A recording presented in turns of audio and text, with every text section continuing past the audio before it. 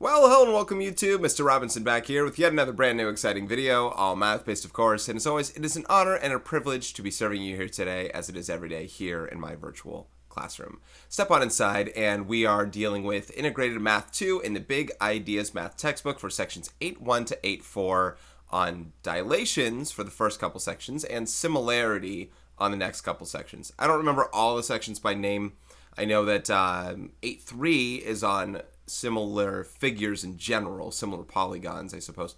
And 8.4 is on triangle similarity, but specifically using the angle-angle similarity theorem. And I do kind of question how the textbook goes through deciding where they wanted to do the quiz here instead of 8.1 to 8.3. See, first of all, there are 6 sections in the chapter, so it just goes to 8.6. So I figured halfway through would be a pretty good spot. And I know that they do this sometimes, especially if they interconnect 8.1 to 8.4 better. But 8.4 is on angle-angle triangle similarity, and then 8.5 and 8.6 is on side-side-side and side-angle-side triangle similarity. So I thought those connected pretty well. So I do question why they connect 8.4 more to the 8.1 to 8.3 crowd, being more than halfway through the chapter and stuff. But alas, here we are, and we have 15 questions to go through here. And if you want to open up this PDF, check out the description section down below, and please download it for yourself. And because we're doing the dilations from 8.1 to 8.2, I imagine there'll be graphs on this as well. I don't know, haven't done them yet, just popped it up. So we're going to go ahead and take a look at these. And if you want to see more on the 8.1 to 8.4 stuff, of course, check out my IM2 playlist in the description section down below. And you will also get more different types of questions, obviously, as well. So without further ado, guys, let's go ahead and take a look at what we are going to be doing right here, right now, starting with numbers 1 through 4. Here it is. Graph the triangle and its image after a dilation with scale factor k. Now the thing I don't know, and I'll just trust it, is whether these graphs will be good enough. The ones that go to 10 and negative 10 and stuff, because we've hit some graphs that go pretty extravagant. There are some numbers that went through like 30, and I was like, well, I don't really have the graphs for that, so we may have to change scales, if you don't mind. All right, we are going to hit A at 3.6, B at 3.9, C at 6.3. Let's here. Let me do this. 1 second. We are dilating these with this very specific scale factor of k being 2/3. So what we're going to be doing here is we're going to be taking our x, y values. Let's see. I don't really need the bottom half of this, so I'm going to leave it like that. We're going to be taking all of our x, y values and transforming these so that we take 2/3 of these numbers. 2/3 of these, 2/3 of these, both for x and y. So where A is at 3.6, etc., A prime will be at 2/3 of 3, which is 2, and 2/3 of 6, which is 4. B prime, and thankfully all these numbers can divide by 3. And if you're wondering how I'm taking 2/3 of something, either multiply it by 2, then divide by 3, or my personal favorite, divide by 3, then multiply by 2. So 2 and 6, and C prime is at 4, comma 2, like that. So let's plot both of these sets, the image, graph the triangle, and its image after dilation. The word image is actually very specific. Whenever they say that, they actually do mean the transformed value. The thing that I'm graphing right now with A, B, C is technically the pre-image. That's what it's called. So here's the original ABC, this obtuse triangle, if you will. And when we dilate, what we're doing, and it's default to this, and they didn't actually mention it, but we're dilating with the center, with the origin as our center. That means that these values, because it is a reduction, k is 2/3, we are shrinking toward the origin with our points. A prime is at 2.4. A prime. B prime is at 2.6, kind of right where A is, the letter A is. And C prime is at 4.2. And when I sketch, or when I connect these dots, sorry that A's letter just got interfered with here. But when I graph these here, what we have is a reduction, right? you see a reduction of there's a smaller triangle, but it's also in a different place in space. Now, where's that place specifically? Well, I can actually draw lines from A through A prime to the origin, from B through B prime to the origin, and from C through C prime through the origin. All those would be collinear in that way, C, C prime, the origin, etc. And you can kind of see that expanding out to there, but technically it's a reduction, reducing into there and shrinking inward. And not everything is 2/3 as we calculated it. Everything is 2/3 the distance toward the origin, but the thing that matters most for us eventually, really for the topic of similarity, is all of these corresponding side lengths are now 2/3 the lengths that they were before. Anyway, I probably overspoke on the problem. I really used it as a stalling tactic so that I could connect the dots, but I spoke a little bit more afterward. Now we'll get to speed up as I go, but we get to talk, well, depends. We get to talk about all the different things that we are running into here. So on number 2, we're going to get a k value of -2, which will follow a rule of multiplying all the x's by -2 and all the y's by -2. So just make sure you're understanding that.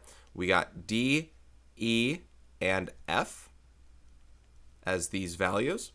We're going to multiply them by -2, and we'll get D prime of +4, +2, E prime of -6, -2, and F prime of -2, +6. So we'll plot both of those sets and see what goes on with a negative. Now I get to stall in my mentioning here, but let me start plotting them as I'm doing it. But because k is not greater than 1, but it is a number larger than 1 or -1, if that makes sense. It's a larger negative number. And that makes this thing an enlargement. An enlargement. So now we're going to be growing bigger outward from the origin. But because it's negative, this will kind of have a little bit of a tricky look to it, especially since they all go around right here. So even I can't fully imagine what it looks like. I know it'll have a rotational aspect to it, but it will also be a dilation all the same, meaning this is not just a rotation. This object gets bigger in its own way. There's D prime, E prime is here, and F prime is here. So let's connect some of these, shall we? Oh, wait, hold on. Change the thickness. So here's one triangle, DEF, the pre-image. And the image, D prime, E prime, F prime. Oh, okay, they don't actually overlap. I thought that they would. The E kind of goes in the way of the D. My apologies right there. So you see two different triangles, and again, you're probably wondering what this looks like, and you're saying, is that from the origin? It is, but because there's a negative involved, you kind of have this, what I call a camera obscura effect, where F prime and through F there, boom, you hit the origin. D prime and through D there, you hit the origin. And E prime and E here, you also hit the origin. You probably can't tell too much with this one just because of how they go around the origin this way, but F goes through the origin and out this way. D goes through the origin and out that way. You know, E goes through the origin out that way. And you're getting the same effect. It is a rotation of 180 degrees as well as a dilation, but that's what you get there. All right, number 3. This is another reduction because K is 0.5. 0.5 also means 1/2. And I always like writing the fraction version as a reminder of exactly what we're doing. M, N, and P. And by the way, these objects are not limited to being triangles. In fact, they never even have to be triangles to begin with. They could be a single point, they could be a segment, or a whole line, if you will. But they could be quadrilaterals. I'm not seeing any quadrilaterals on any of these problems. It is what it is. It's whatever.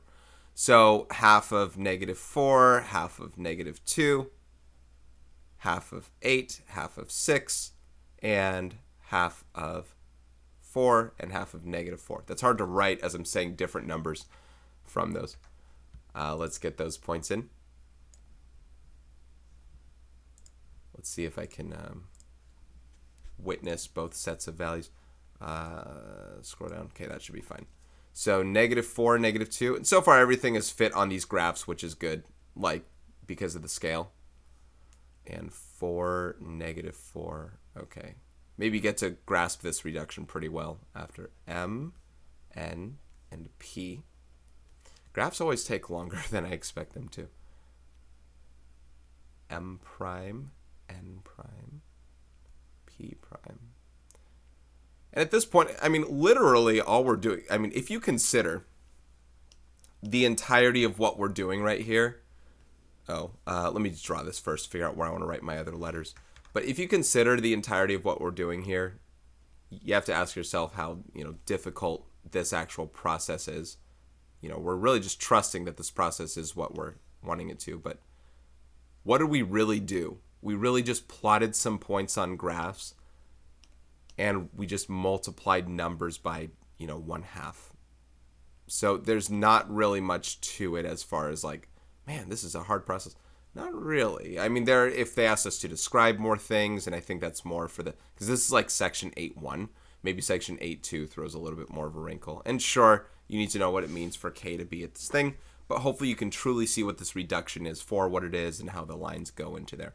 We're not doing transformations on these, we're not doing compass constructions on these things. So that did everything for us to calculate. Once we did, we plotted them. Okay, there's number 3 and number 4. With QRS. Okay. So K is 300%. Now 300% is 3 times more than 100%. That really means a value of 3. That's converting a percentage to its decimal equivalent there. So 3 is what we're going to multiply by, not 300. So -3, -2. And that means we're going to go just out of reach with this -4 value when we multiply by 3. That's okay. Going at 12 or something is not terrible. So let's multiply these numbers by 3 and see what this graph looks like. Q prime, -9, -6. R prime is at this -12. And S prime is at 6 and also -12. Okay, we took care of what the 3 did, so let's do it. There are some things, my face might cut them off for a second as I'm plotting some of the points, or the numbers might be hidden as I plot some of the points. I hope you're okay with not everything being in the shot all at the same time. It's nature of the beast. 2, -4. Q, R, S. Let's just graph that one first so we're done with blue.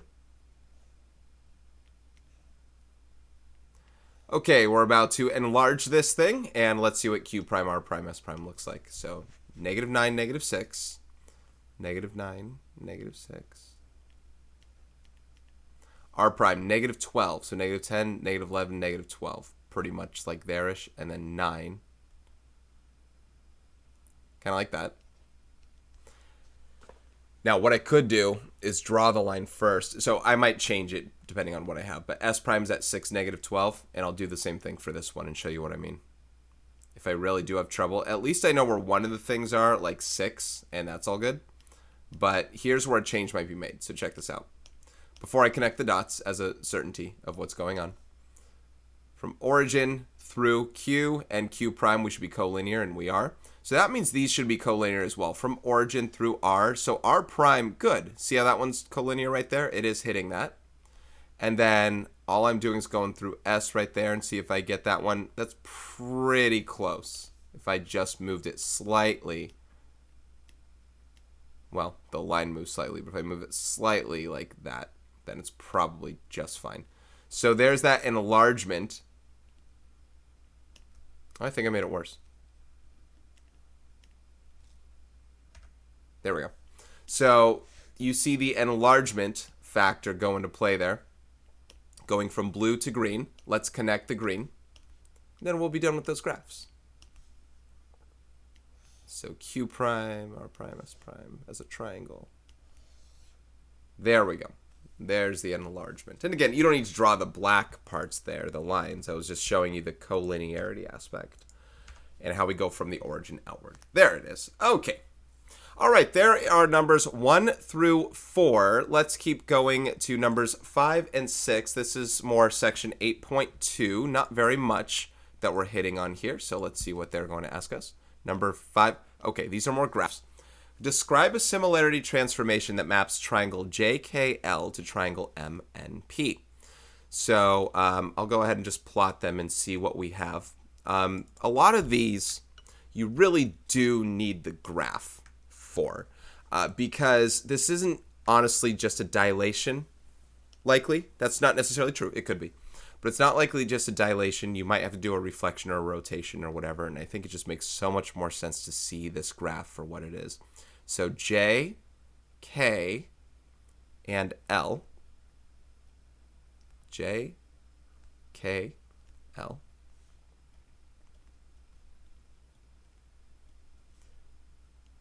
And kind of looks like a right, it might be a right triangle. Yeah, that looks like a right angle there. So that'll be good for us to know kind of what the right angle will be on this side. M, 6, 4. N, -4, -2. And P, 4, -4.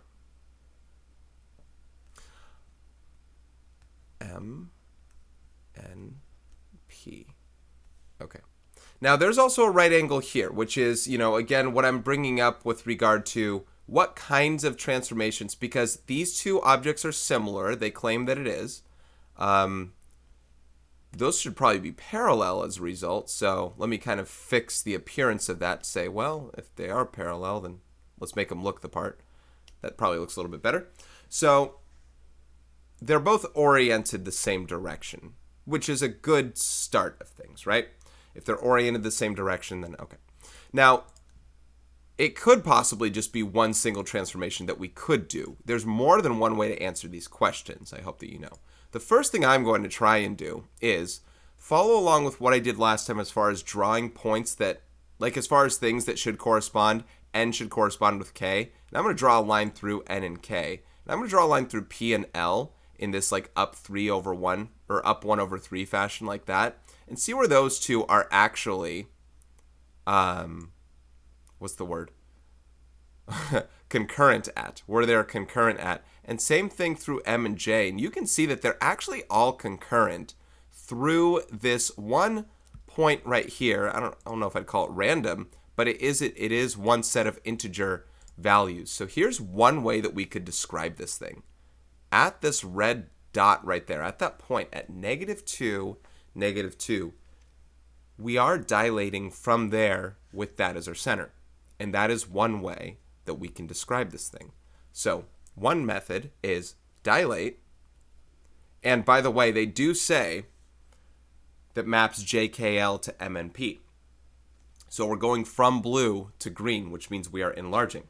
So we're dilating triangle JKL by, and then here's the next thing I got to do from there, based on that, is figure out what is that scale factor.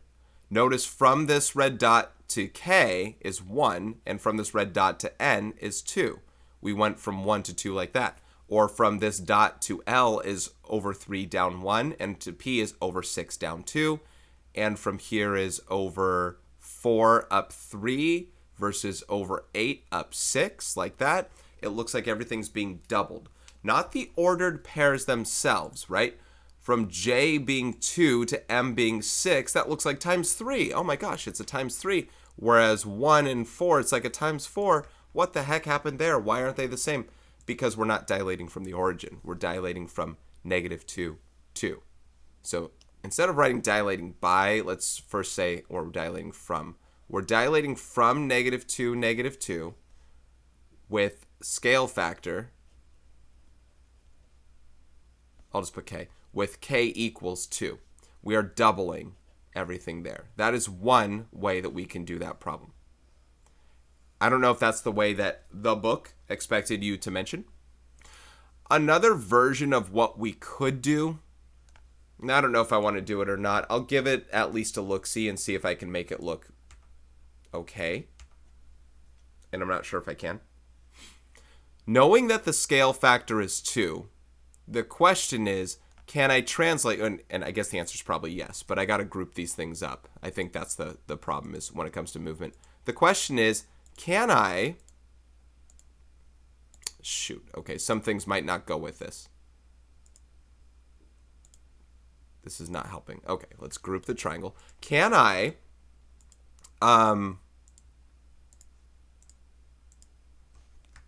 Okay, the dots might not move here, if that's okay. Can I translate this triangle in such a way... Oh, I guess I'd have to translate the blue triangle. Darn. Okay, let me do this again. Can I translate the blue triangle in such a way... Let me hide the green for a second. Sorry that I'm taking up time because I'm trying to click and it's not always working right. Can I translate the blue triangle in such a way that my origin, that the center of dilation will be the origin, as opposed to a random -2, -2 kind of thing? Okay, do these move together? Not quite still. Really apologize. The software isn't cooperating with me the way that I want it to. Okay, I don't know if I can move everything at the same time. So I lost my green triangle. So let's redraw that. Sorry that I'm taking up more time now that I've already answered this question. But it is a matter of whether you can do this more than one way. And the answer is yes. Knowing that the scale factor is 2, let's relocate the blue so that, and not literally relocate it, but I'm going to move it for you so you can see this. Notice how like this point here is at 4, -4, right? Well, its corresponding point, let's move it to 2, -2. Now, why would I want to move it to 2, -2? That way, when we double everything, 2, -2 doubled is 4, -4. Now, did everything else move in such a way so that when you double, it's at those places? Yes. Look at where J is now at 3, 2, and then when you double it, it's at 6, 4, its place.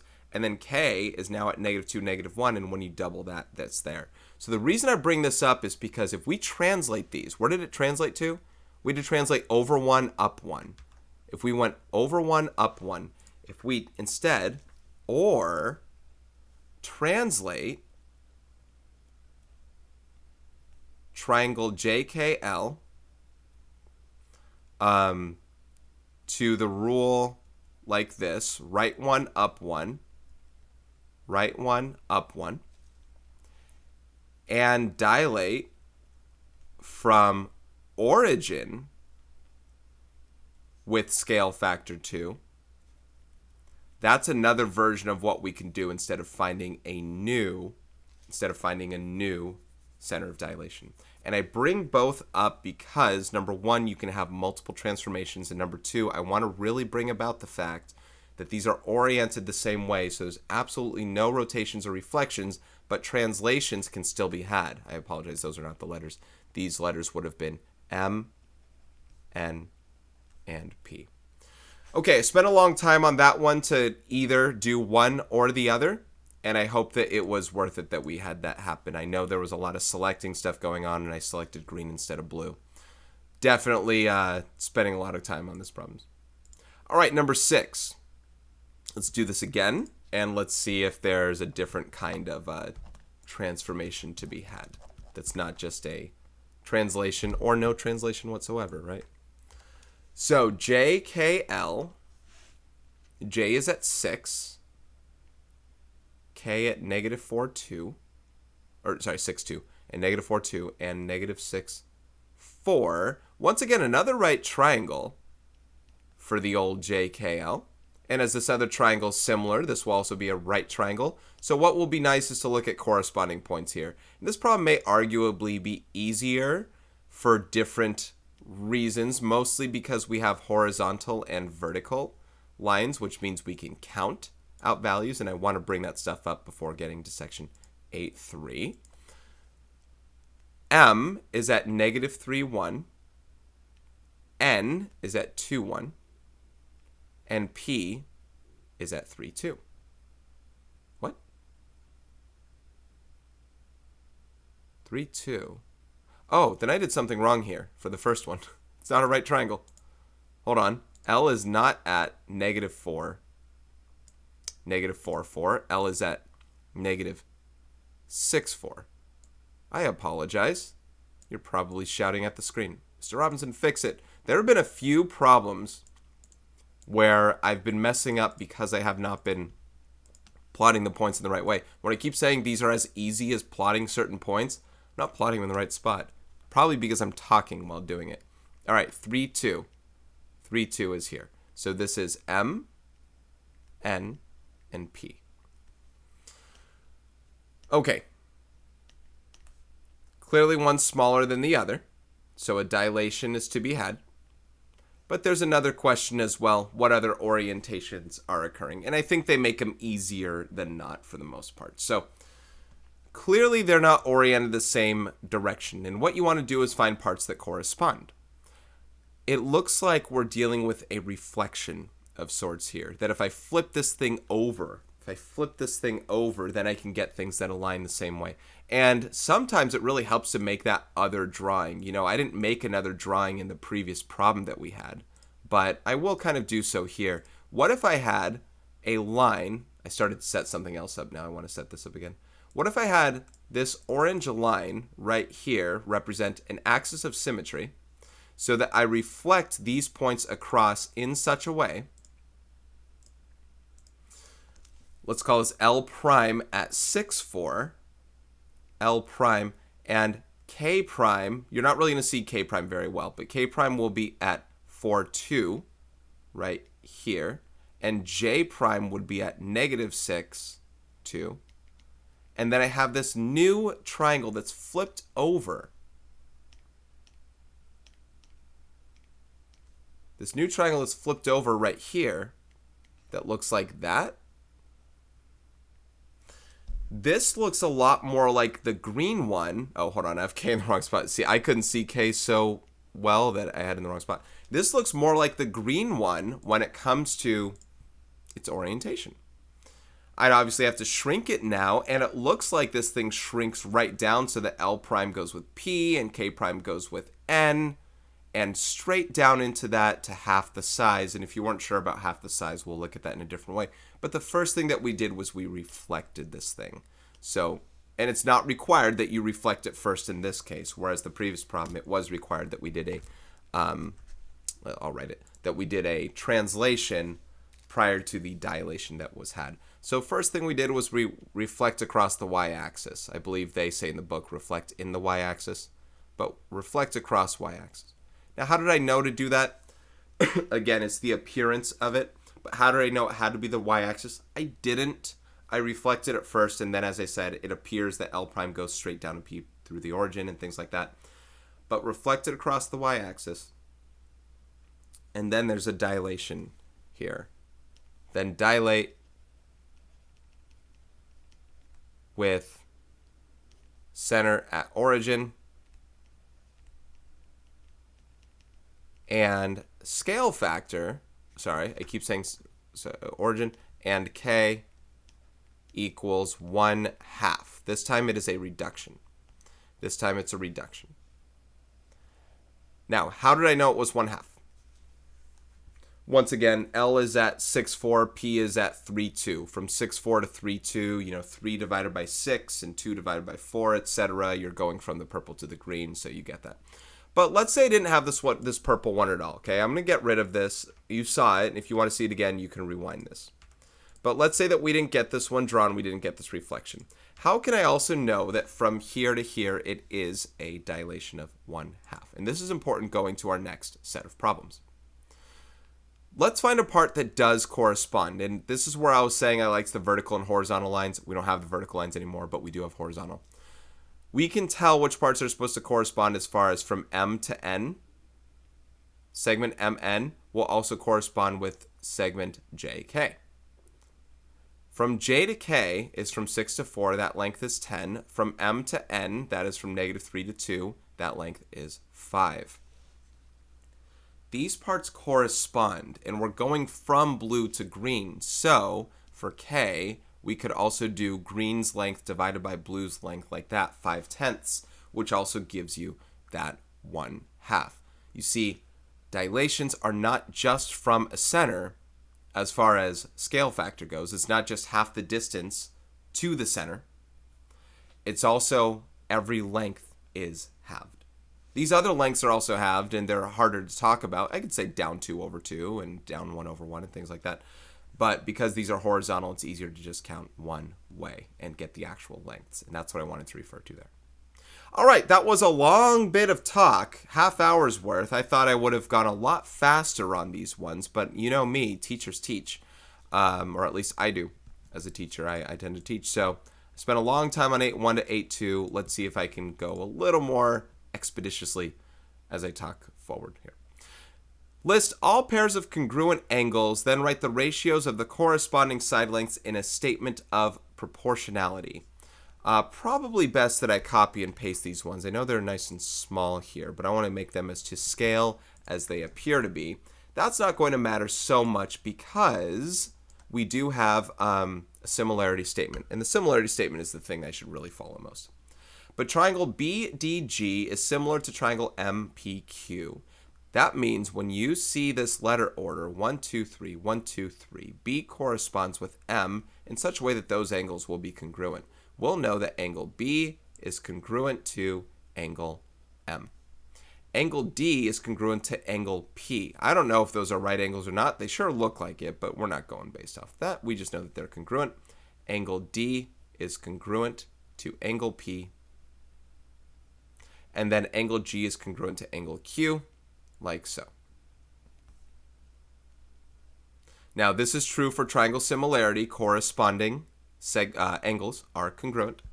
We also need to write ratios of corresponding side lengths in a statement of proportionality. So I can't mark anything here, so to speak, unless I do little like squiggly things like this. But BD12, MP12, these guys are corresponding as segments. They're not congruent, though.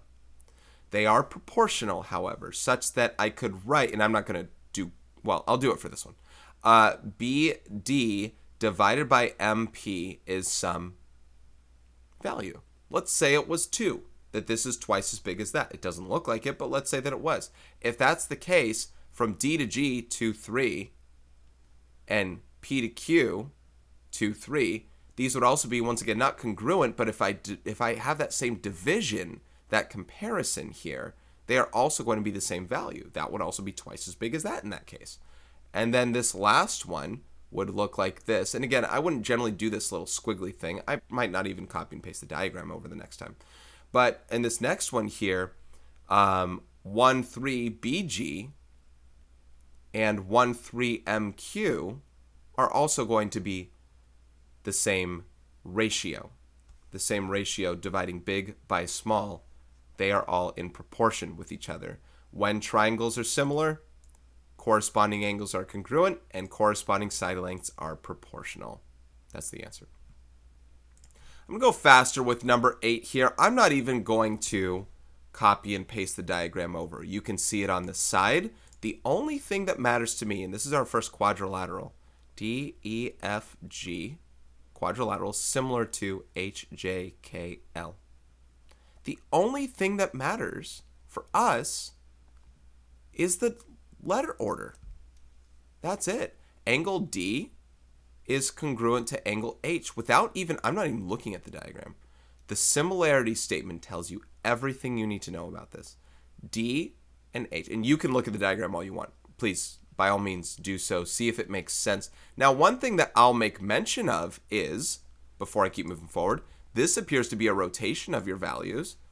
And because you see where D and H are, this also appears to be a rotation of your values. It seems to be rotated over 180 degrees. So you can always, and I think this might matter to us later for the next section of stuff, or, well, continued section of stuff, you might want to redraw them so that they're the same direction if you need to use it in any sort of way. Section 8.3 might require you to do that. So F and K, and angle G is congruent to angle L. As far as proportionality goes, I'm just going to do this. D does connect with E. Without looking at it, I should know D connects with E, and so does HJ.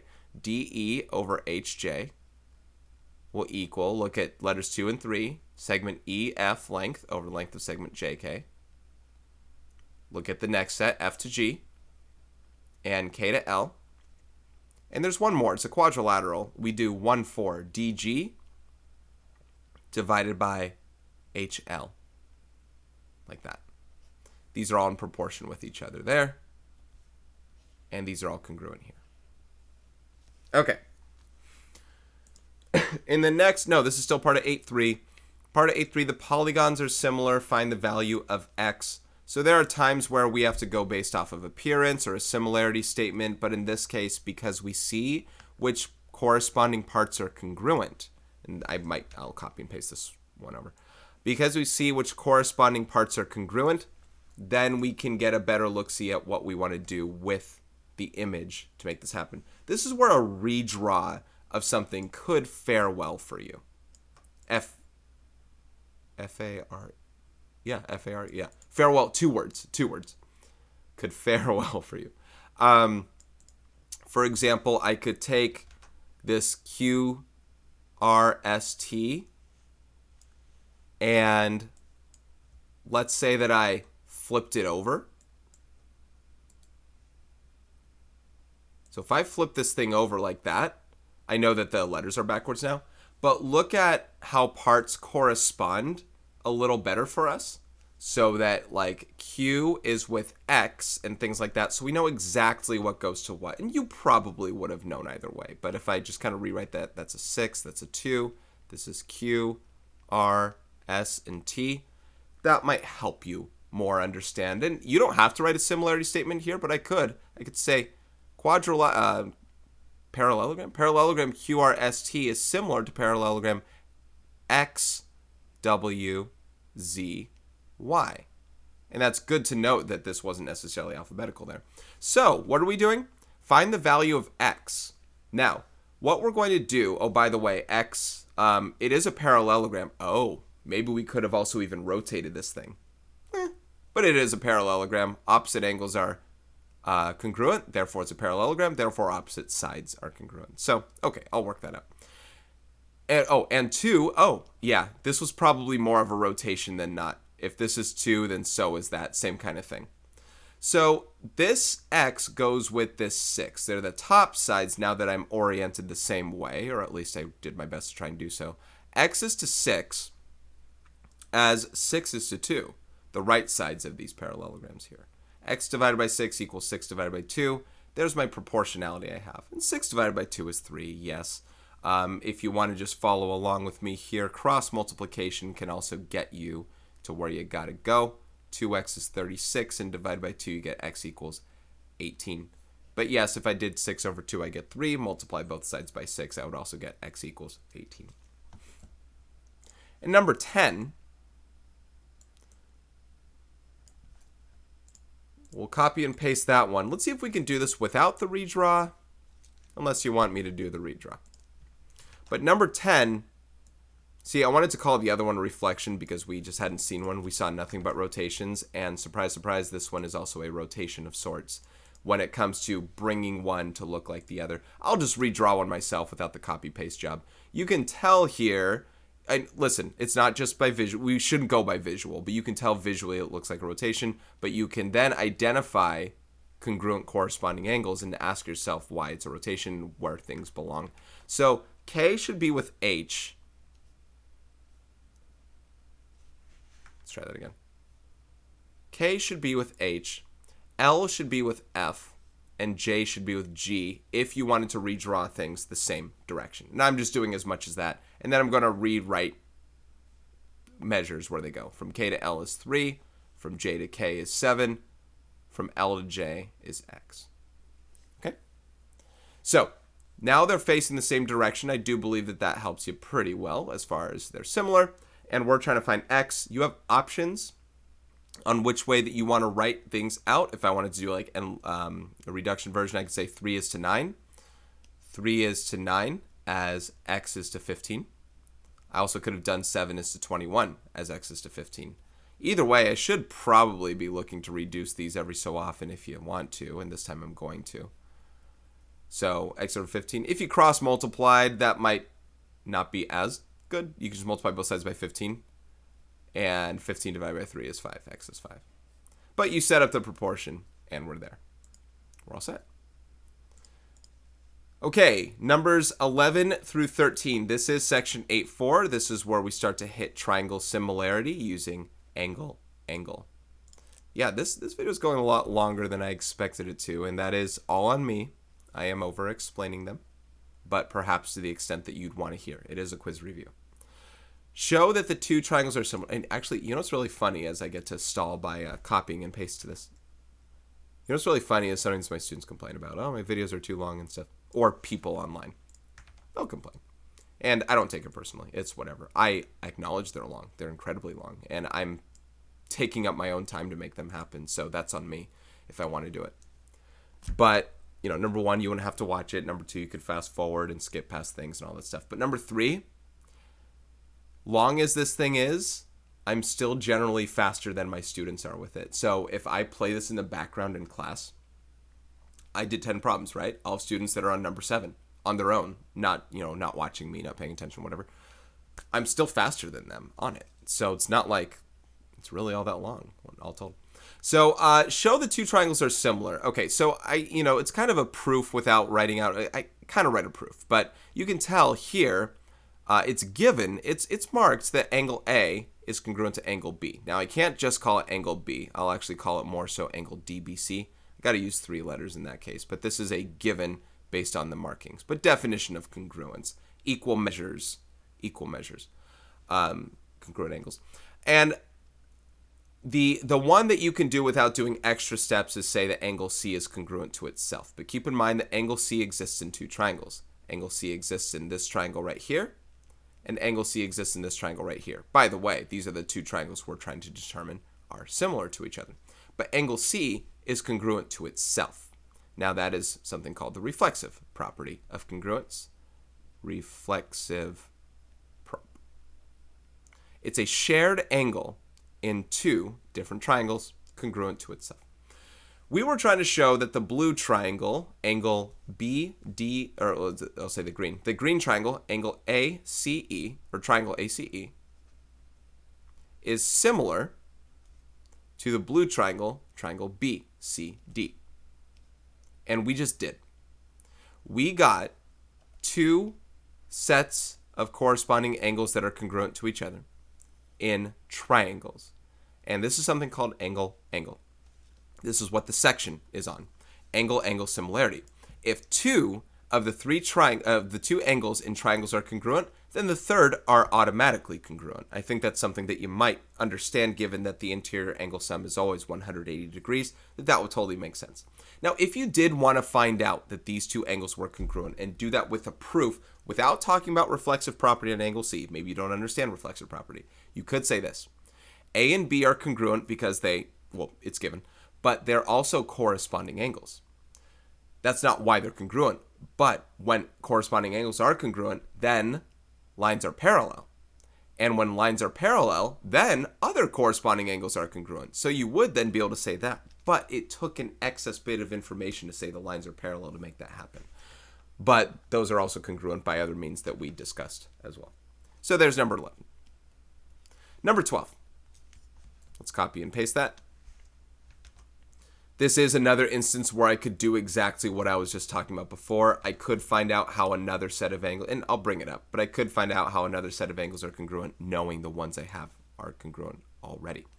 All right, so on the first set here, we do have angle G congruent to angle K. That is, once again, given, or definition of congruence, however you want to put it.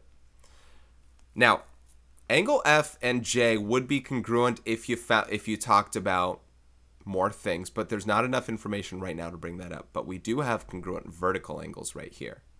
And I can't just call it angle H. Let's call it angle G, H, F, congruent to angle, let's see, G, H, F, K, H, J.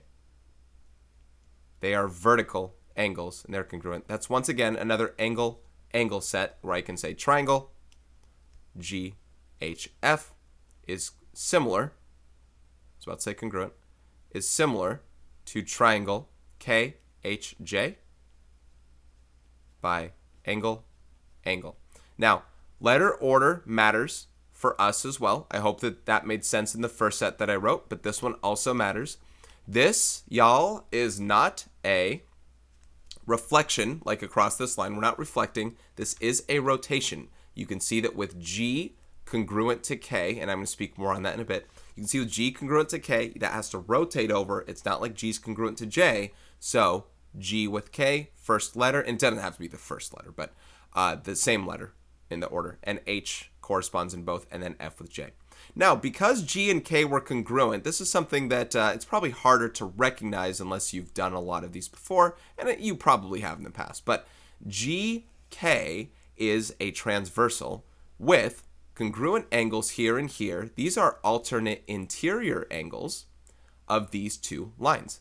That would make these lines parallel, just like the other set was, and therefore these would be alternate interior angles that are also congruent. So you could have also found out those were congruent by alternate interior angles, but it takes a step in between to find out that those lines are parallel because the converse of the alternate interior angle theorem that we have here. That's why the vertical angles are probably easier to talk about. If I had an answer key for the book, that's exactly what they'd be bringing up, the vertical angles, not the alternate interior angles. So there's number 12, and let's move forward to number 13. Where we get to copy paste again. This is one where because you have the parallel lines marked now, already, you are completely fine doing any sets of things that you'd like to. You can use the reflexive property to say that angle F is congruent to itself, just like we did for the previous set, but we also have corresponding angles. And for the sake of diversity, I will go ahead and, for the sake of diversity from other problems, I will go ahead and make mention of how these are congruent because they're corresponding angles with lines that are parallel, and these are congruent because they're corresponding angles with lines that are parallel, and we can use angle, angle there.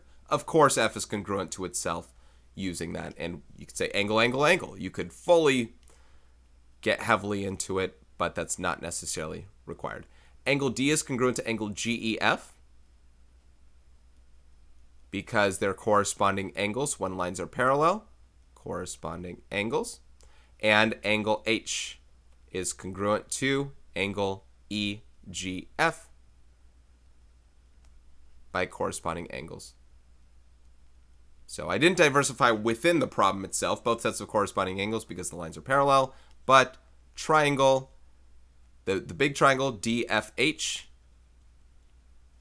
is similar to the small triangle EFG by angle similarity. Yes, F is congruent to itself by the reflexive property or third triangle, third angle theorem, whatever you want to put there. Okay, 2 more questions. Number 14. Are we going to finish within the hour? Yeah, I think. The dimensions of an official hockey rink. Oh, this is section 8.3 again. The dimensions of an official hockey rink used by the NHL are 200 feet by 85 feet. Well, that's interesting because hockey rinks are not rectangular. They have kind of an oval shape. Do I even have, before I keep moving? Yeah, a hockey rink will probably be more like, well, sort of. It would be more like that. Not exactly, but it would be more like that, if that makes sense. Anyway. And hockey is a Canadian thing, so they don't often measure in feet. They should use meters. Anyway, I digress. 200 by 85 feet. Let's just make this thing here. Boom. 200 feet. And it's actually good we're doing these kinds of problems that we're going back because I forgot that we hadn't touched these. It's probably ratio of perimeters or ratio of areas. The dimensions of an air hockey table, which might be rectangular, which should be rectangular, are 96 inches by 40.8 inches. I'm surprised they're actually giving us both of these. Oh, they're probably testing for, oh yeah. Okay, never mind. Are 96 inches by 40.8 inches. Okay. Part A. Determine whether the two surfaces are similar. Now, I'm not looking at part B in full yet, but part B says if the surfaces are similar, then do this blah, blah, blah. So I'm like, well, if it's not, then you can't do part B. Oh, it says if not. Never mind. Okay, they might not be similar, so we'll see. Here's our test. Parts that correspond. 200 is larger than 85. 96 is bigger than 40.8. If they do correspond, if they are in proportion, we're going to test in that way. I can do like 200 divided by 96 and see if that's the same thing as 85 divided by 40.8. Now, keep in mind, this is feet and inches and feet and inches. That's okay. That's okay, as long as it's feet to inches, feet to inches. Just keep in mind those things when all said and done. Okay, 200 over 90. I'm trying to go without a calculator. 200 over 96. These can both divide at least by 8. And I get 12 and 25. I think that's the most I can divide it by. So 25 over 12. I want to see if this is also 25 over 12. I don't know if I want to do that without a calculator. 850 over 408. Those can divide by 2. Well, they can divide by 2. 425 over 204. I don't know how that reduces more. It can, maybe. I don't know. 204. Well, that divides by 12, but obviously the other number doesn't. I don't know. Let me go to the calculator. 425 divided by 204 and 25 over 12. Okay, you know what? So apparently it can reduce because they divide to the same amount. So let's figure out what they can both reduce by then. Because 204... Hey, listen, if you use the calculator right now, you'd figure out they're the same numbers. I'm trying to figure out a way to make this work without having that issue. I'm questioning whether 17 works because 17 times 5 is 85. So obviously 17 doesn't work there, but I'm questioning whether 17 works for both of these. I think so right here as well. 204 divided by 17 would be 12. Okay, so divided by 17 over 17. And I'm guessing this works as well because 340 and then another 85. So that's 25. Yes. So 25 over 12. So yes, they are similar.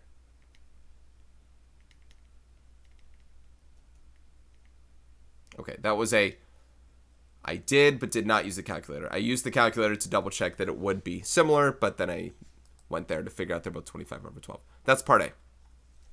Part B. Find the ratio of their perimeters and the ratio of their areas. Okay. The ratio of their perimeters will be the same as the similarity ratio. It'll be 25 to 12, just like that. As in from the air hockey table as an enlargement. The ratio of areas, you take that similarity ratio and you square those values. It's the square of them. There's more I can say about this in section 8.3 that you'd want to pay attention to. But there it is. Pretty fast on that last part. And then number 15. You and a friend buy camping tents made by the same company but in different sizes and colors.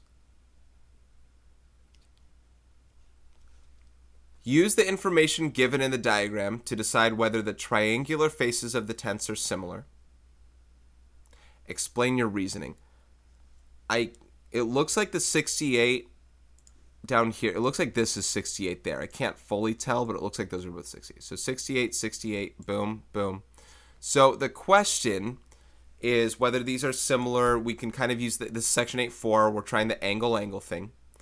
I don't really have a lot of like letters to go by, and the colors don't necessarily matter here, but we know that the angles in a triangle should add to 180 degrees. So let's call this unknown X, and we can call this unknown Y.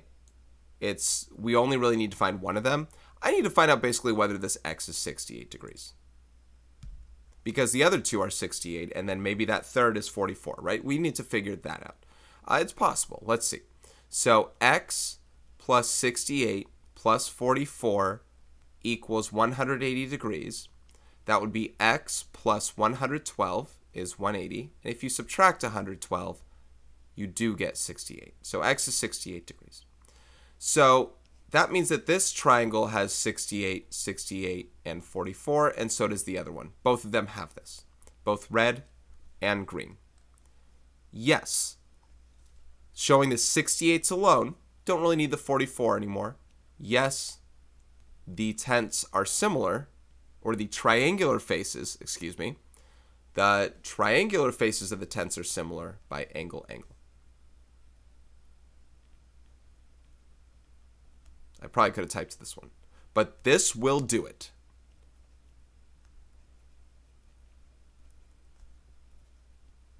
And there are more questions like this in 8.4 if you want to see them. Okay, guys, that ought to do it for this one. This is Mr. Robinson. Thank you so much for watching. Did we crack the hour mark? Not quite. I did expect that one to be faster. It's my own teaching that slowed it down, but I hope that this hour was of value to you. If you need to check anything else out, please go to the description section down below. You can find the timestamps for these problems. You can find the PDF of this section, and you can find my IM2 playlist for sections 8.1 to 8.4 should you need more on the matter. So thank you once again for watching. Take care, and I will see you in the next one.